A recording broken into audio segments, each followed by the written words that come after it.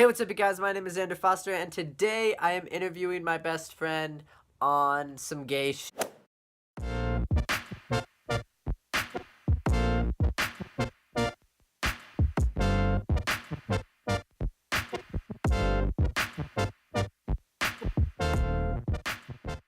So, first of all, what is your name, what are your pronouns, and how do you identify within the LGBT community?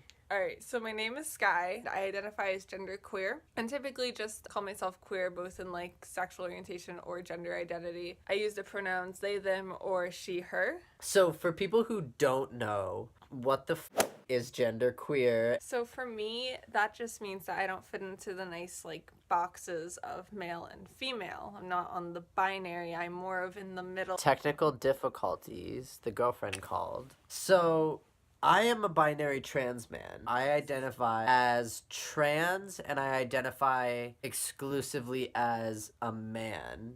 And my gender expression is like completely, it's a whole nother conversation. So, do you identify as trans? No. So, if someone was like, Sky's trans, you'd be like, oh. I'd be like, not quite. So, you identify as genderqueer. Yeah.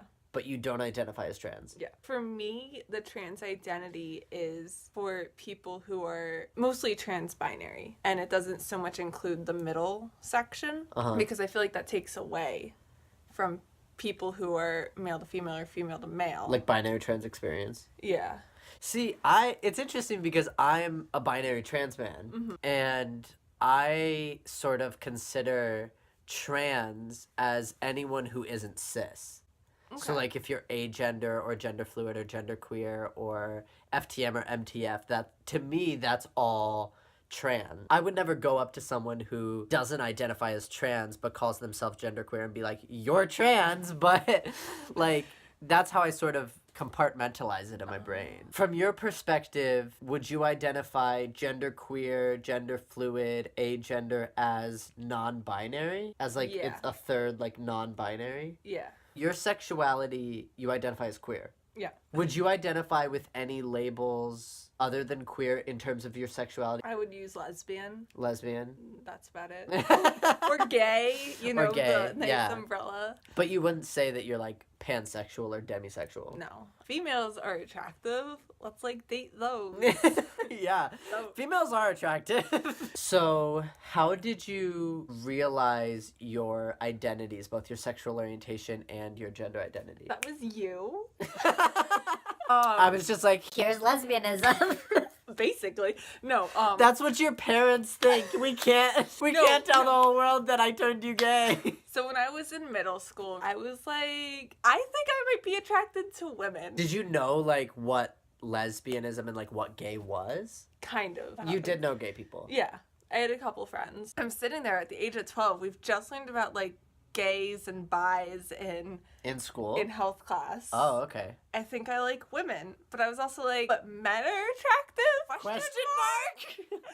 And it wasn't until I was in high school when I was like, I only like feminine men because they remind me of women. How old were you when you thought to yourself, I might be gay? Somewhere between 14 and 16. In high school, I had people in my life who were trans. I had you. I was trans at the time. You were trans at the time. I didn't like turn trans afterwards. You kind of pushed me on this road to like discovering sexuality and stuff. Cause like before. So I turned you gay. Basically. Yeah. Once I got to college, I was like, I'm in college now. I can like do more self-discovery. Yeah. And so during college, like halfway through, I'm like going and I'm like, not a female. This is gross. People would call me by my birth name, and I'd be like, which is not Sky. Let's not. For the people watching.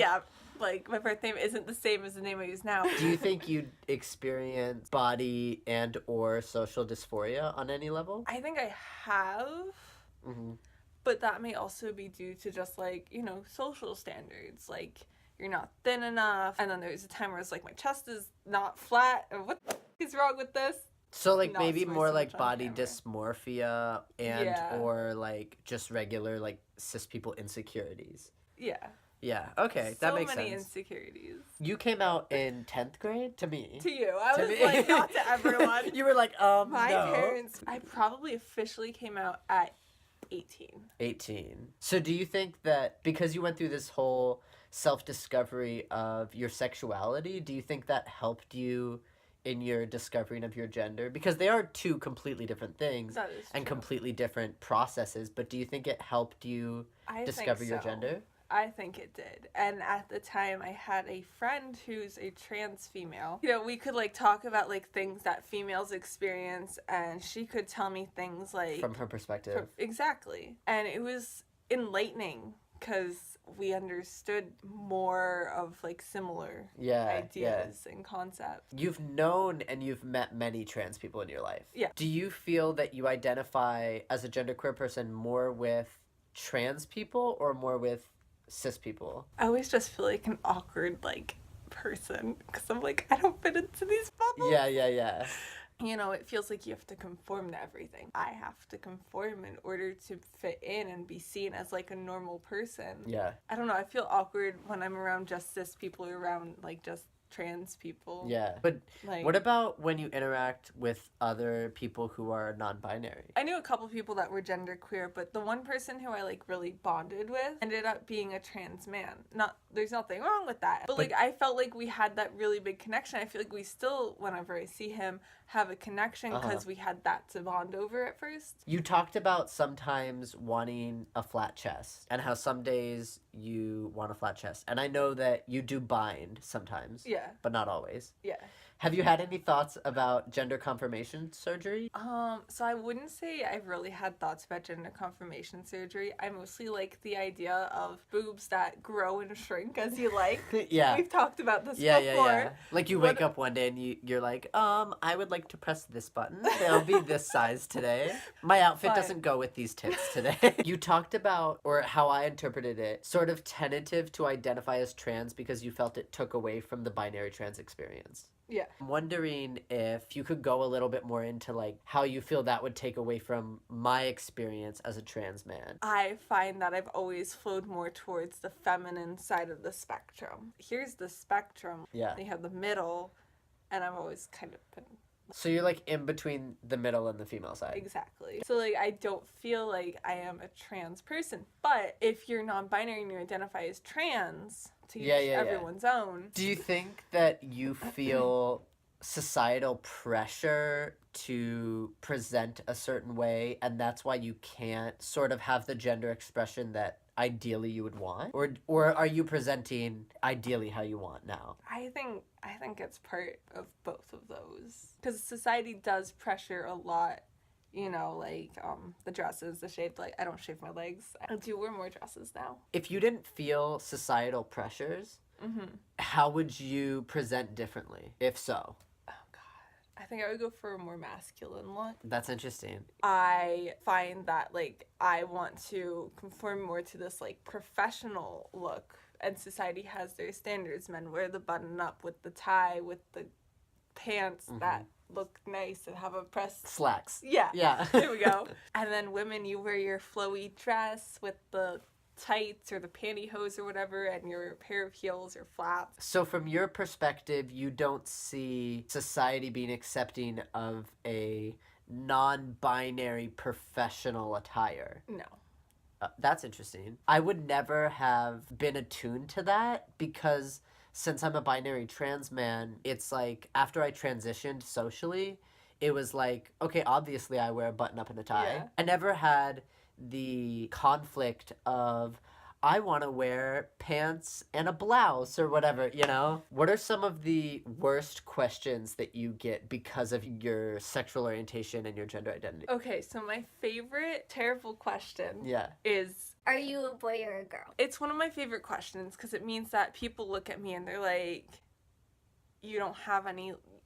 So for you as a non-binary person, because in the trans community, even though I hate this word, we use passing to mean, you know, if I'm being read as male, since I identify as FTM, that's passing to me. Yeah.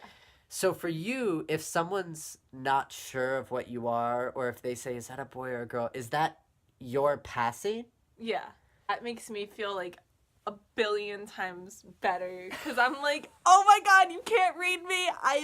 I'm doing something right. Right. Early on in my transition, especially before I was on testosterone, me being read as androgynous, someone saying, "Are you a boy or a girl?" that would give me intense dysphoria.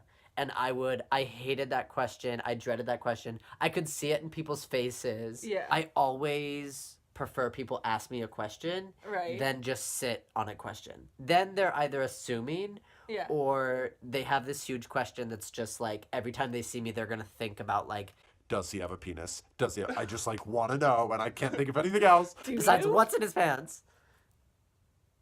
That's No. another video. So what are some of the best questions, or what's the best question that you could get from someone who, either a stranger or someone who's like just trying to understand? Honestly, if someone just asked, like, how do you identify, would honestly be, like, a really good question because that means, like, you're open-minded. It also validates me when people, like, use my name. Do you think us being best friends, because I'm a binary trans man, influences your feelings and tentativeness to identify as trans? I think it does. Yeah. That's kind of how I saw trans, you know? You've had some backlash from coming out from your friends and family. Is there anything that you just wish that those people would understand? I wish that, well, my parents, I refer to myself as their child, not as their daughter, not as their son. I am their child. Yeah. You know? My mom's given me the question a couple times, like, are you transgender? Yeah. And I've always been like, no. Yeah. But like I like want to like throw that concept and like I'm not trans, but I also don't really talk about not being gender non-conforming. But I'm still their offspring. Yeah. I'm still something that came from them. Does it make you cringe when people say like, oh, that girl over there, or when people say my daughter? Get used to, like, I used to cringe like hard time. I think there's gonna be more social change, and like for people who are non-binary and don't identify within the binary will be able to have more of their self-expression, which I'm really excited about. Well, we already see that with states like California introducing the X on the IDs. So you don't Yes. have to have an M or an F. You can just have an X. Which is awesome. And Yeah. I think that's like a huge progress. Any last thoughts? Anything else you'd like to share with the audience? Keep being you. The world gets better. Everything will get better eventually. We're a lot happier and in a lot better of a place than we were when we were 14 and 17. I'm proud of you. I'm proud of us. Me too. Thanks for watching. I really hope you guys enjoyed this video. If you did, make sure to give it a like. Leave us a comment, question, or concern down below. And if you want to see more from me in the future, then subscribe. Stay sweet!